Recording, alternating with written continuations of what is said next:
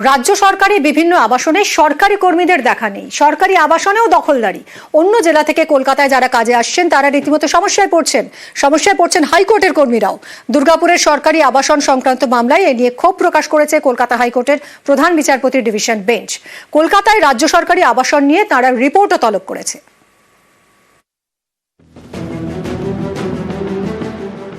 রাজ্য সরকারি আবাসন, রাজ্য সরকারের কর্মীদের থাকার জন্য ফ্ল্যাট।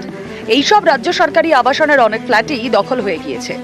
সরকারি এসব আবাসনে সরকারি কর্মীদের দেখা মেলে না, এতে ক্ষুব্ধ হাইকোর্ট। বৃহস্পতিবার প্রধান বিচারপতি ডিভিশন বেঞ্চ বলে, কলকাতা হাইকোর্টের কর্মচারীদের অনেকেই দূর থেকে আসেন, কেউ 60 থেকে 70 কিলোমিটার দূরে থাকেন। মাঝে মধ্যে ট্রেন বাসের সমস্যা হলে তাদের পৌঁছতে দেরি হয়, কাজ সেরে ফিরতে অনেকের রাত হয়ে যায়। হাইকোর্টের এই সব কর্মীরা সরকারি আবাসন পাওয়ার যোগ্য।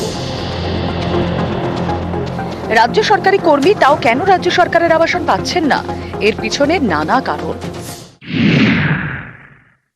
নোটিশ দিয়েছে, ছেড়ে দেবো আমরা। এখানে 20 বছর আছে পড়ে আছে, তারা এখনো পর্যন্ত ছাড়েনি। এই যে আপনারা রয়েছেন এখন অবসরের পরেও আপনি এখানে রয়েছেন, এটা তো বেআইনি।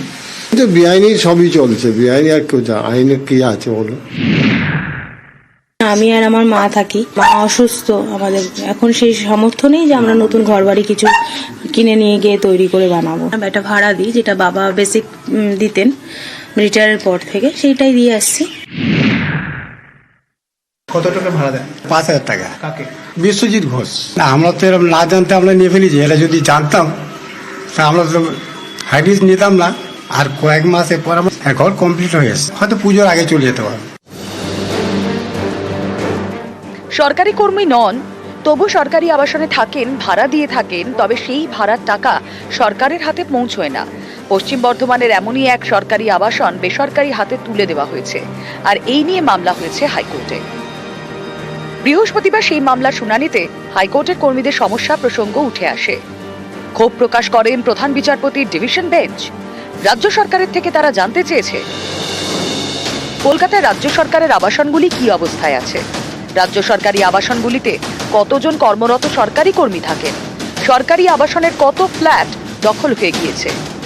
নিউজ 18 বাংলা।